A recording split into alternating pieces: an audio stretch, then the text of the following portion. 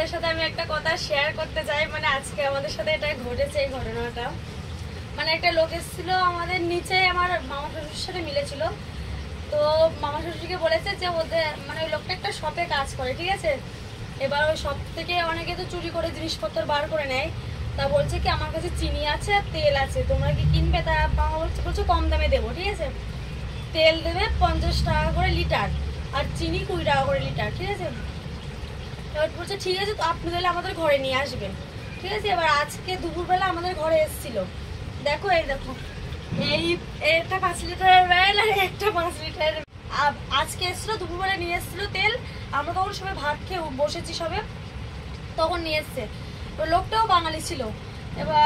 এবার আমরা তেল মানে 10 লিটার তেল নিয়েছি 500 টাকা দিয়ে। তারপরে শ্বশুরমশাই ঢাকনা খুলে দেখে পুরো ফুল ফুল তেল, ঠিক আছে। এবার আঙুল দিয়ে দেখছে, এবার বলছে ফরচুনের তেল। আমি বলছি যে আবার আমাদের হাতে দিয়েছে চেক করার জন্যে। যে ফরচুনের একটা কত ঝাঁজ থাকে, কোনো ঝাঁজ নেই, কিছু নেই। হ্যাঁ, আমাদের কেমন সন্দেহ হচ্ছিল। তাও আমরা একটু বয়স্ক লোক ছিল, আমরা ভাবছি কি ঠকাবে না, এরকম বয়স্ক লোক কোনো পয়সার জন্য এরকম মানে অনেকে তো চুরি করে বার করে নেয় না, আমরা ভাবছি সেই রকম কোনো আমাদের হয়তো ঠকাবে না। বলছে আমার বাচ্চার কাছেও তোমাদের আমি ঠকাচ্ছি না, এইসব বলছে আমাদের, ঠিক আছে।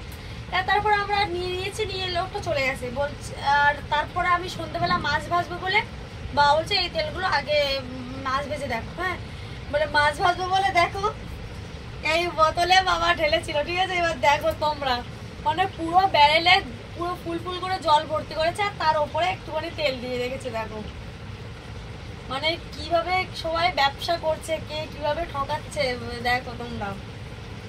তো তোমাদের আমি এটাই বলতে চাই, যদি মানে এরকম কোনো তোমাদের কাছে আসে যে এরকম কম দামে দেবো, তোমরা যাচাই করে তারপর নেবে। আমাদের মতো এইভাবে নেবে না। দেখো পুরো জল, একটুখানি তেল দিয়ে দিয়েছে উপরে আর পুরো বোতলটাই জল, পুরো আমার এই দুটো ব্যারেল দুটো দেখো।